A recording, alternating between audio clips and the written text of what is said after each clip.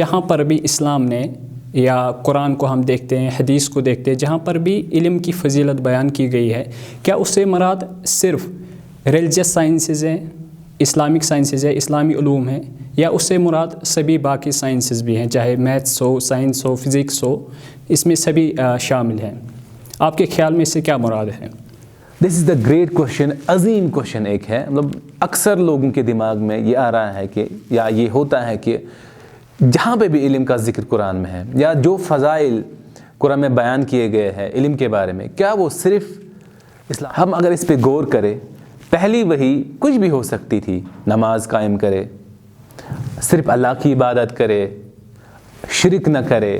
جب انسان کو علم ہی نہ ہو تو وہ عمل کیسے کرے گا؟ جب آپ کو پتہ ہی نہیں ہے نماز یہاں سے پڑھنی ہے کہ یہاں سے پڑھنی ہے، تو آپ کیسے نماز پڑھے گی؟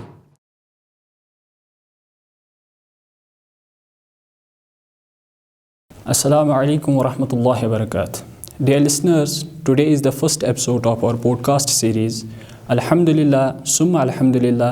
آج ہم ایک خوبصورت سفر کا آغاز کر رہے ہیں جس کا مقصد صرف اور صرف علم پھیلانا ہے. آج کا موضوع جو ہے وہ ہے اسلام میں تعلیم کی اہمیت. آپ کے ساتھ میں آپ کا ہوسٹ ریاض احمد خان اور اسپیکر عامر امین لون. آئیے جانتے ہیں کہ تعلیم کے بارے میں اسلام ہماری کیا رہنمائی کرتا ہے. اسلام ہمیں تعلیم حاصل کرنے کا درس دیتا ہے. جب ہم دیکھتے ہیں قرآن کی طرف، قرآن کی پہلی وحی اقرا ہے، جس کا مطلب ہے پڑھو. اسی طرح رسول اللہ صلی اللہ علیہ وسلم نے فرمایا ایک حدیث میں جو کہ سنن ابن ماجہ میں ہے، طلب العلم فریضۃ علی کل مسلم. اس کا مطلب ہے کہ علم حاصل کرنا ہر کسی مسلمان پر، چاہے مرد ہو چاہے عورت ہو، فرض ہے. تو اسی کو آگے بڑھاتے ہوئے ہم اپنا پہلا سوال کریں گے کہ آپ کے خیال میں تعلیم کو اتنی زیادہ اہمیت، اتنی زیادہ امپورٹنس اسلام میں کیوں دی گئی ہے؟ یہ ہمارا پہلا پوڈ کاسٹ ہے. انشاءاللہ امید ہے کہ آپ کو یہ پسند آئے گا، اس سے مسلمانوں کو فائدہ ہوگا. تو پہلا کوشچن جو ہے کہ جو آپ نے کہا کہ اسلام میں تعلیم کی اہمیت کیا ہے. اسلامک تعلیم صرف روحانی تربیت نہیں کرتی بلکہ دنیائی تربیت بھی کرتی ہے. جیسا کہ اللہ تعالیٰ نے فرمایا ہے، هل يستوي الذين يعلمون والذين لا يعلمون. اللہ تعالیٰ فرماتے ہیں کہ علم والے اور بے علم ہرگز برابر نہیں ہو سکتے ہیں. یہاں پہ اللہ تعالیٰ نے علم والوں کو فضیلت دی ہے، سپیریئر بنایا ہے. تو یہیں پہ ہم سمجھ سکتے ہیں کہ اسلام میں تعلیم کی اہمیت کیا ہے. رسول اللہ صلی اللہ علیہ وسلم نے فرمایا، من خرج فی طلب العلم کان فی سبیل اللہ حتی یرجع. جو شخص علم کی تلاش میں نکلا، اگر کوئی شخص ٹریول کر رہا ہے فار سیکنگ نالج، تو تب تک جب تک وہ ٹریول کرے تب تک وہ اللہ کے تعالیٰ کے ذمہ ہے. اب یہاں پہ آپ یہ سوچیں، جب وہ شخص ٹریول کر رہا ہے تب اللہ کے ذمہ ہے. اب جب وہ علم حاصل کرے گا تب اس کی عظمت اور فضیلت کیا ہوگی.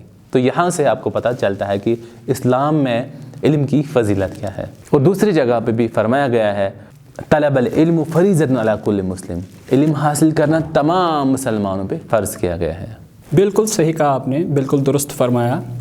اب اس میں ایک بہت ہی امپورٹنٹ جو ہے سوال اٹھتا ہے کہ جہاں پر بھی اسلام نے یا قرآن کو ہم دیکھتے ہیں، حدیث کو دیکھتے ہیں، جہاں پر بھی علم کی فضیلت بیان کی گئی ہے، کیا اس سے مراد صرف ریلیجس سائنسز ہیں، اسلامک سائنسز ہے، اسلامی علوم ہیں، یا اس سے مراد سبھی باقی سائنسز بھی ہیں، چاہے میتھس ہو، سائنس ہو، فزکس ہو، اس میں سبھی شامل ہیں؟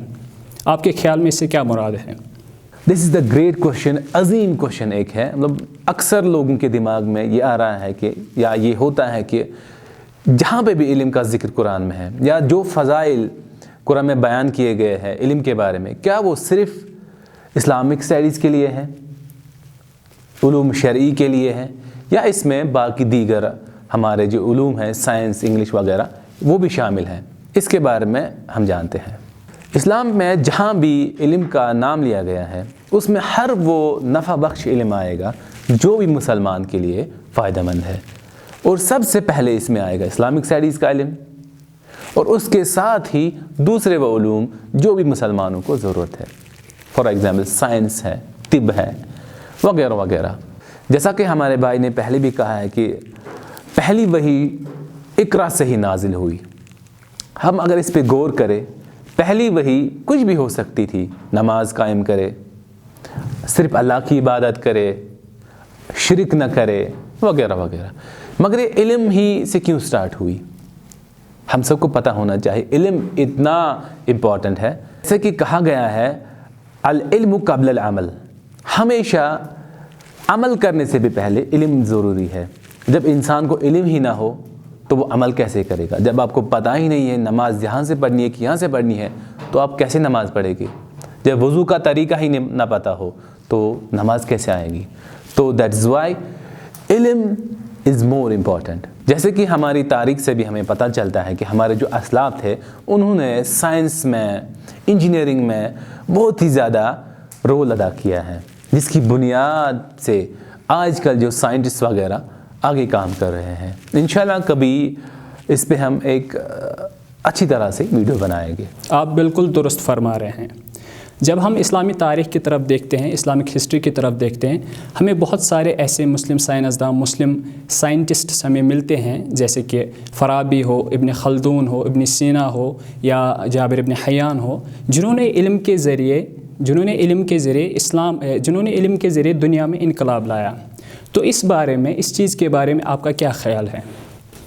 بالکل صحیح بات بتائی آپ نے. ہمارے جو سائنٹسٹ تھے، ہمارے اسلاف تھے، جیسے ابن سینا تھا اور بھی بہت سارے سائنٹسٹ تھے، انہوں نے بہت زیادہ محنت کی تھی سائنس میں.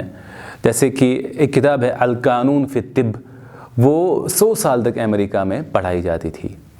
تو ہمیں مسلمان کو سمجھنا چاہیے کہ علم کی فضیلت کیا ہے. علم سے ہی قوموں کو اللہ تعالیٰ عروج عطا کرتا ہے، اور علم کے ذریعے سے جب وہ علم چھوڑتے ہیں تو اسی سے وہ قومیں پست ہوتی ہیں. ایک واقعہ ہم بتاتے ہیں جس میں ایک شخص نے ابو حنیفہ رحمہ اللہ کو ایک سوال کیا تھا کہ علم اتنا ضروری کیوں ہے؟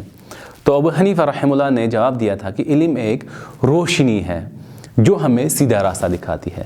تو ہم امید کرتے ہیں اس چھوٹے سے پوڈ کاسٹ، ہمارے پہلے پوڈ کاسٹ سے آپ کو کچھ علم کی فضیلت سمجھ آئی ہوگی اور آپ علم سیکھنا اور دوسروں کو سکھانا شروع کریں گے. سامعین، ہمیں چاہیے کہ ہم علم کو اپنی زندگی کا ایک حصہ بنائیں اور اس کو دوسروں تک پہنچائیں. اور یہ جو علم ہے یہی وہ راستہ ہے جو ہمیں دنیا میں بھی اور آخرت میں بھی کامیاب کرے گا. جزاکم اللہ خیراً.